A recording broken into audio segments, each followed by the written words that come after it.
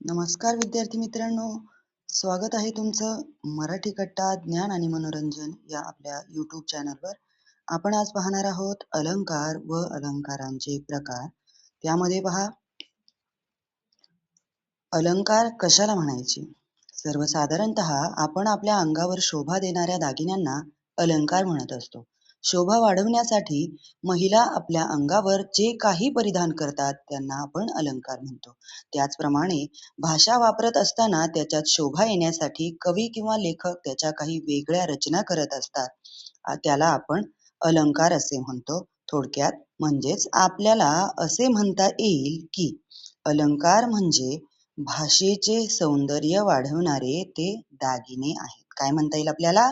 अलंकार म्हणजेच भाषेचे सौंदर्य वाढवणाऱ्या साठी वापरलेल्या तंत्राला अलंकार असे म्हणतात.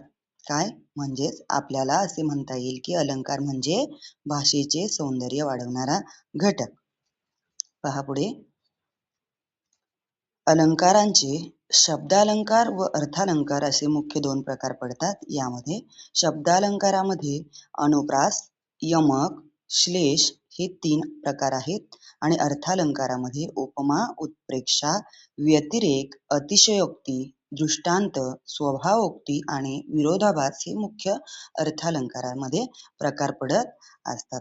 आता पुढे आपण शब्दालंकाराचे प्रकार पाहणार आहोत. शब्दालंकार, अनुप्रास अलंकार, यमक अलंकार, श्लेष अलंकार. अर्थालंकारामध्ये अनेक प्रकार येतात. आपण काही मुख्य प्रकार पाहणार आहोत. उपमा, उत्प्रेक्षा, रूपक, अनन्वय, अतिशयोक्ती, दृष्टांत, स्वभावोक्ती, विरोधाभास, भ्रांतिमान, ससंदेह, अर्थांतरन्यास, अन्योक्ती, पर्यायोक्ती, असंगती, सार आणि व्याजस्तुती इत्यादी अर्थालंकारामध्ये वेगवेगळे प्रकार आहेत. शब्दालंकार पहा, अनेकदा शब्दांच्या विशिष्ट रचनेमुळे काव्यात किंवा शब्दरचनेत सौंदर्य निर्माण होत असते. अशा अलंकारांना शब्दालंकार असे म्हणतात.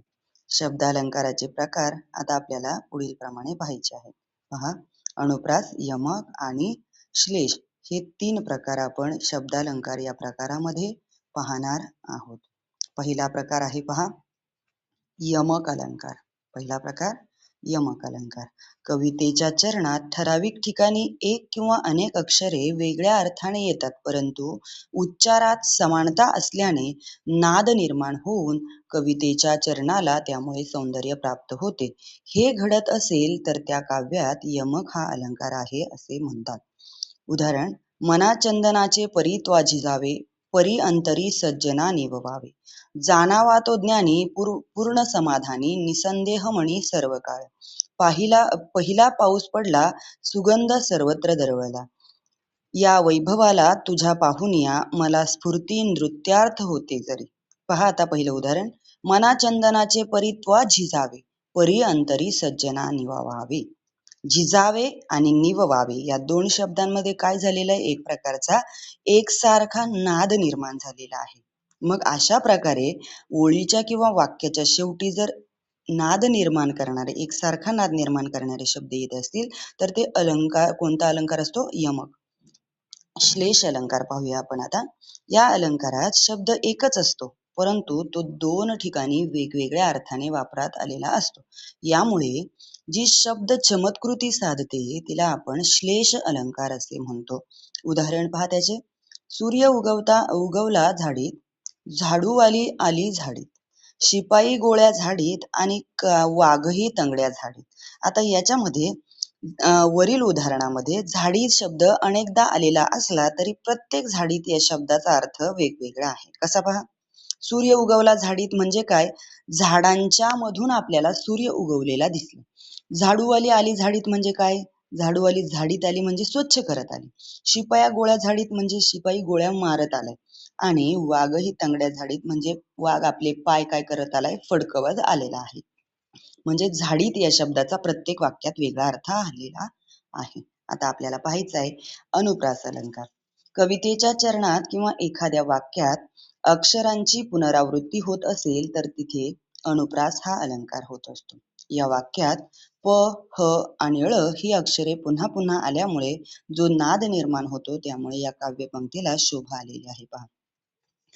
बालिश बहु बायकांत बडबडला, चंदू के चाचा ने चंदू की चाची को चांदनी रात में चांदी के चमचे से चटणी चटाई. पेटविले पाषाण पाठारावरती शिवबांनी, गळ्यामध्ये गरिबाच्या गाजे संतांची वाणी. पहा, या वाक्यांमध्ये काय झालेलं आहे, एकच अक्षराची पुनरावृत्ती झालेली आहे. पुनरावृत्ती होणे म्हणजे काय, एकच अक्षर पुन्हा पुन्हा येणे, त्याचं रिपिटेशन होणे.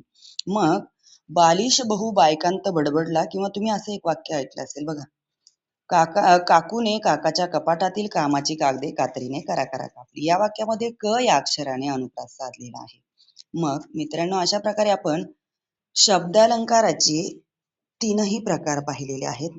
हे तीनही प्रकार जर तुम्हाला अतिशय विस्ताराने हवे असतील तर आपण आमच्या मराठी कट्टा ज्ञान आणि मनोरंजन या चॅनलला सबस्क्राईब करा आणि बेल आयकॉन दाबायला विसरू नका. अशाच प्रकारे व्याकरणावर आधारित व्हिडिओ नवनवीन प्रकारे या चॅनलवर तुम्हाला पाहायला मिळतील. धन्यवाद.